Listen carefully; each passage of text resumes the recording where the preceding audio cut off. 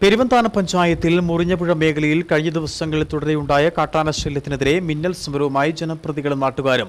Murinjapuzha deputy range ഓഫീസറാണ് സമരവുമായി എത്തിയത്. ഡെപ്യൂട്ടി റേഞ്ച് ഓഫീസറും നാട്ടുകാരുമായി നടത്തിയ ചർച്ചയിൽ എല്ലാ ദിവസവും രാത്രിയിലും പുലർച്ചെയും പെട്രോളിംഗും 24 മണിക്കൂർ RRT ടീമിന്റെ സേവനവും മേഖലയിൽ ഉറപ്പുവരുത്തുകയും ചെയ്തതിനു ശേഷമാണ് സമരം അവസാനിപ്പിച്ചത്. പെരുവന്താനം പഞ്ചായത്തിലെ കണയങ്കവയൽ പാഞ്ചാലിമേട് ചെറുവള്ളിക്കുളം ഭാഗത്തുള്ള നിരവധി ആളുകൾ ആഴ്ചകളായി രാത്രി സഞ്ചാരം തടസ്സപ്പെട്ടിരിക്കുകയാണ്. ഫോറസ്റ്റ് ഉദ്യോഗസ്ഥരുടെ അനാവസ്ഥ അവസാനിപ്പിക്കണമെന്ന് ആവശ്യപ്പെട്ടുകൊണ്ടാണ് മിന്നൽ സമരവുമായി പെരുവന്താനം പഞ്ചായത്തിലെ ജനപ്രതിനിധികളും നാട്ടുകാരും രംഗത്ത് വന്നത്.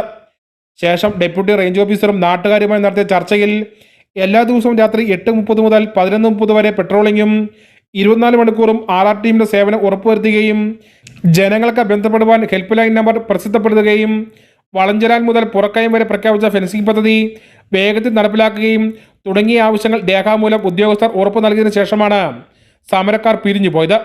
ഉൾവനത്തിലേക്ക് കടത്തിവിടാമെന്ന് സാർ ഉറപ്പ് നൽകിയിട്ടുണ്ട്. അതോടൊപ്പം തന്നെ കഴിഞ്ഞ വർഷം നമുക്ക് ഈ ഒരു 6 കിലോമീറ്റർ, അതായത് വളഞ്ചാങ്കാനം മുതൽ പുറക്കയം വരെ 6 കിലോമീറ്റർ ഫെൻസിങ് നമുക്ക് സർക്കാർ അനുസരിച്ച് ഫണ്ട് തന്നിരുന്നെങ്കിൽ അത് ഇതുവരെ നടപടിയായിട്ടില്ലായിരുന്നു.